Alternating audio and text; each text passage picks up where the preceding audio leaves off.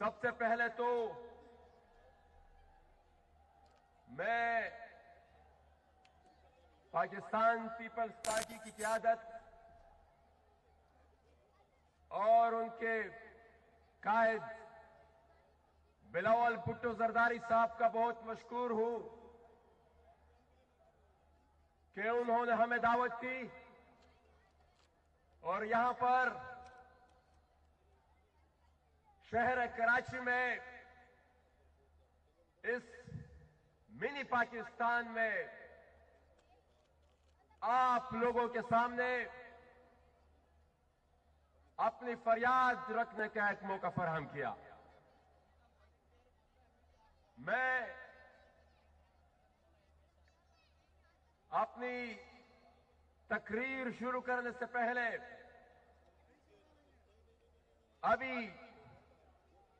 अब से चंद घंटा पहले हमारे शुमाली वजीरिस्तान के पश्तून तहफ़्फ़ुज़ मूवमेंट के रहनुमा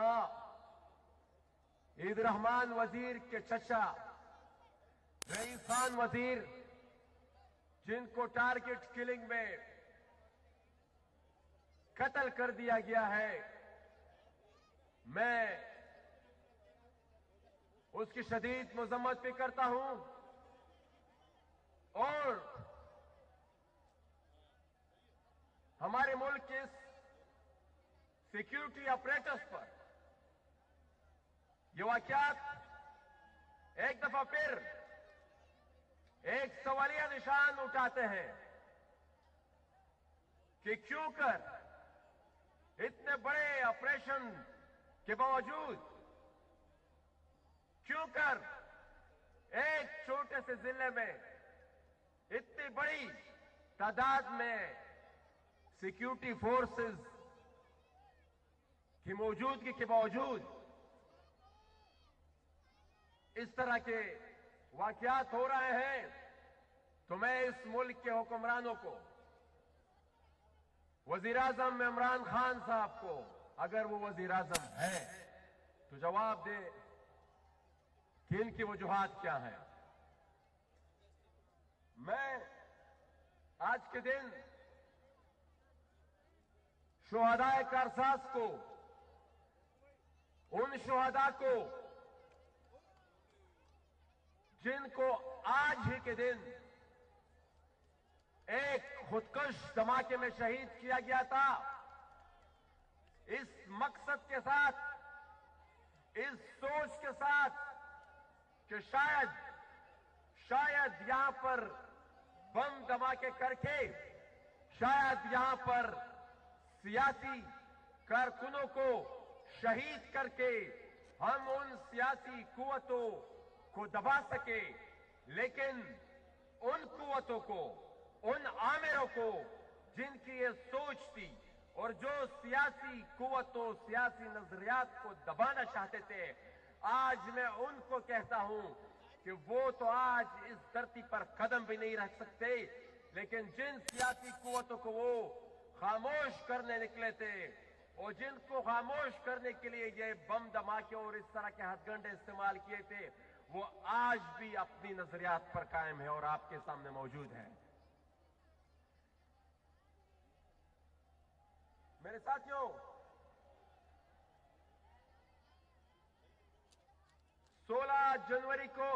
16 तारीख को गुजरावाला में एक जलसा हुआ था। उस जलसे में पाकिस्तान की 3 दफा मुंतखब वजीर आजम मियां नवाज शरीफ साहब ने कुछ खदशात का इजहार किया था। मियां साहब ने पाकिस्तान के मौजूदा आर्मी चीफ पर कुछ इल्जामात लगाए थे और वो इल्जामात कुछ मामूली इल्जामात नहीं थे और वो इल्जामात किसी आम आदमी की तरफ से भी नहीं थे, वो पाकिस्तान की 3 दफा मुंतखब शुदा वज़ीर आज़म की तरफ से थे। होना तो ये चाहिए था कि उस الزامات کے جواب میں پاکستان کے موجودہ وزیر اعظم، اگر وہ وزیر اعظم ہے، اس الزامات کے جواب میں وہ ان کا خیر مقدم کرتے اور تحقیقات کا اعلان کرتے، اور تحقیقات، الزامات کے بعد تحقیقات کے لیے ان کا جو فارمولہ جب تک وہ وزیر اعظم نہیں بنے تھے ان کا فارمولہ یہ ہوتا تھا، اور وہ ہمیں ہر روز یہ بھاشن دیا کرتے تھے کہ پوری دنیا میں یہ قانون ہے، پوری دنیا میں یہ اصول ہے کہ جب الزامات لگتے ہیں تو وہ عہدیدار یا حکومتی جو بھی عہدہ ان کے ساتھ ہے وہ مستعفی ہو جاتے ہیں۔ لیکن یہ قانون پھر آپ نے بدل دیا ہے، بجائے یہ کہ آپ ان سے استعفے کا مطالبہ کرتے، وہ الزامات جو لگے تھے موجودہ آرمی چیف پر، آپ ان الزامات کی تحقیقات کرتے، آپ نے الٹا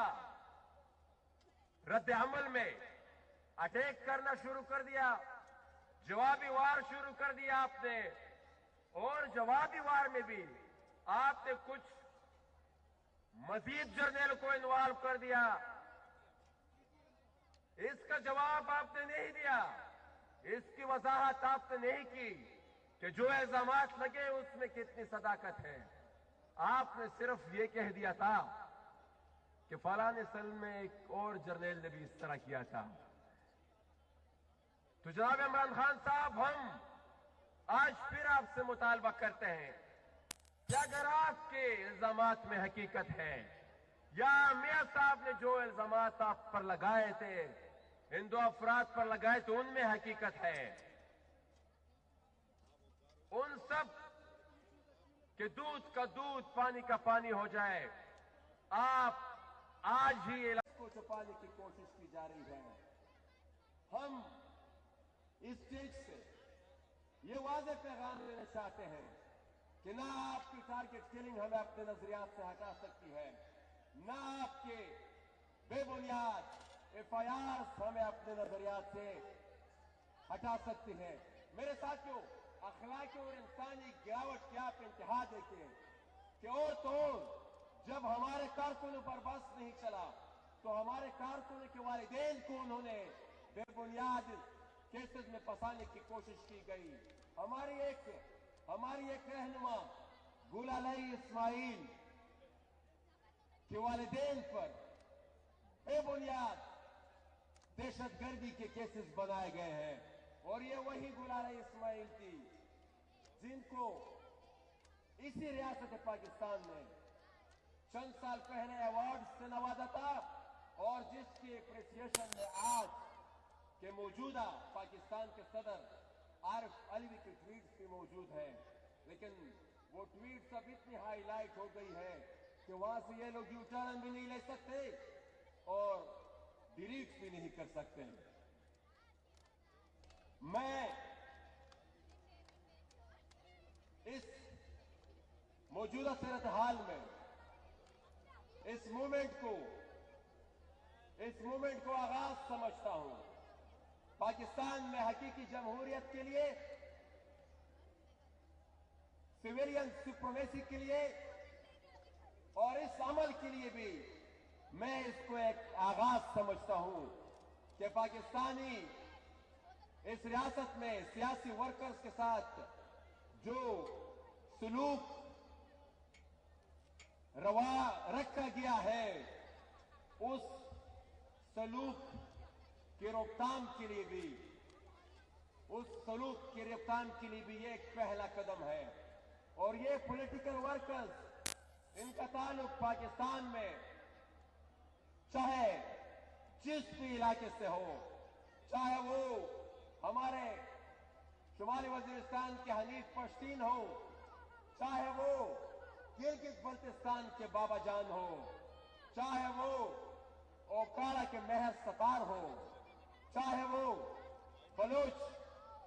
या सिंधी सियासी वर्कर्स और सियासी लीडर्स हो, यहां पर इस मुल्क में मौजूदा हुकूमत ने उन पर सियासी नजरियात के बुनियाद पर जो बेबुनियाद केसेस बनाए हैं, मेरे ख्याल में ये इसकी मिसाल हमें आमरीत और बदतरीन आमरीत में भी नहीं मिलती। और ये इस मौजूदा हुकूमत को मैं आमरीत से बदतर इसलिए समझता हूं कि इन्होंने तो एक पंचिंग बैग के लिए एक मसनूई वज़ीर-ए-आज़म को भी आगे बिठाया हुआ है। हकीकत में वो फैसले करने वाली कुव्वतें वो पाकिस्तान की फौज और उसकी एजेंसियां हैं। मैं आखिर में एक बात एनफोर्स डिसअपीयरेंसेस की भी जरूर करना चाहता हूं। इस मुल्क में एक कानून है, एक कायदा है, एक आइन है, लेकिन इस एनफोर्स डिसअपीयरेंसेस की सूरत में उस कानून को हर दिन तोड़ा जा रहा है। उस कानून को हर दिन तोड़ा जा रहा है और 8-8, 10-10 साल तक ये हमारे बेगुनाह लोग पाकिस्तान आर्मी के इंटरमेंट सेंटर्स में वो बगैर कोई जुर्म बताए, बगैर कोई गुनाह बताए, बगैर कोई चार्जशीट दिए वो 8-8, 10-10 साल से गैर कानूनी तौर पर इन इंटरमेंट सेंटर्स में पड़े हुए हैं। मैं इमरान खान साहब से ये भी गुजारिश करना चाहता हूं कि वो ट्रुथ कमीशन जिसके बनाने में आपको हिम्मत तो नहीं है, लेकिन ये पीडीएम और यहां पर जितने भी सियासी कायदीन है, ये स्टेज से मेरे ख्याल में आज वादा करेंगे कि ये जब इनको इक़्तिदार मिलेगा तो ये वो ट्रुथ कमीशन इंशाल्लाह जरूर बनाएंगे। और वो ट्रुथ कमीशन फिर वो क्वेटा के सड़कों पर अपनी फरियाद करने वाली, अपनी चीखों पुकार करने वाली हसीबा कमरानी के दो भाइयों हसन कमरानी और हिजबुल्लाह कमरानी के भाइयों का भी जरूर पता लगाएगी कि इन्होंने किसने उठाया और किस जुर्म में उठाया और उनको कहां पर रखा गया। मैं आखिर में ये जो मौजूदा हालात हमारे साबिका पाठा में एक दफा फिर मुस्तरद करने की कोशिश की गई है, उसके भी एक जिक्र करना चाहूंगा कि आए दिन एक्स्ट्रा जुडिशियल किलिंग्स हो रही है, आए दिन कस्टोडियल किलिंग्स हो रही है, कस्टडी में लोगों को मारा जाता है, फिर ना कोई एफआईआर है, ना कोई तहकीकात है। मैं कल वजीरिस्तान से आया हूं, 7 दिन से एक धरना बैठा हुआ है, वो एक कस्टोडियल किलिंग के खिलाफ बैठा हुआ है और वहां पर बगैर किसी जुर्म बताए जो चंद लोगों को डिसअपियर किया गया है उनकी रिहाई का मुतालबा कर रहा है। मैं साथियों आपसे इजाजत चाहूंगा, लेकिन आखिर में एक बात रियासत को कहना चाहता हूं कि रियासतें इस तरह नहीं चल सकती, रियासतें वॉर फ्रेंचाइजीज के जरिए नहीं चल सकती, रियासतें जंगी कॉन्ट्रैक्ट्स के जरिए नहीं चल सकती। रियासत चलाने के लिए रियासत के शहरियों को यह एहसास दिलाना होगा कि आप इस मुल्क के शहरी हैं, इस मुल्क में गुलाम नहीं। रियासत चलाने के लिए इक़्तिदार आवाम को मुंतकिल करना पड़ेगा और अगर ऐसा नहीं किया गया तो मेरी अपनी सोच के मुताबिक ये कंपनी नहीं चलेगी। मैं फैज साहब किशन अशार साहब से इजाजत चाहूंगा। अब वही हर्फ जनू सबकी ज़बां टहरी है। ये शेर मैं इसलिए कहना चाहता हूं कि जिस बयानी की बुनियाद हमने रखी है वो बयानिया पाकिस्तान की तूल व अर्ज में फैल चुका है। अब वही हर्फ जनू सबकी ज़बां टहरी है, जो भी चल निकली है वो बात कहां ठहरी है। हमने जो तर्ज फगा की है कफस में एजाद, फेस गुलशन में वही तर्ज बयां ठहरी है। बहुत शुक्रिया।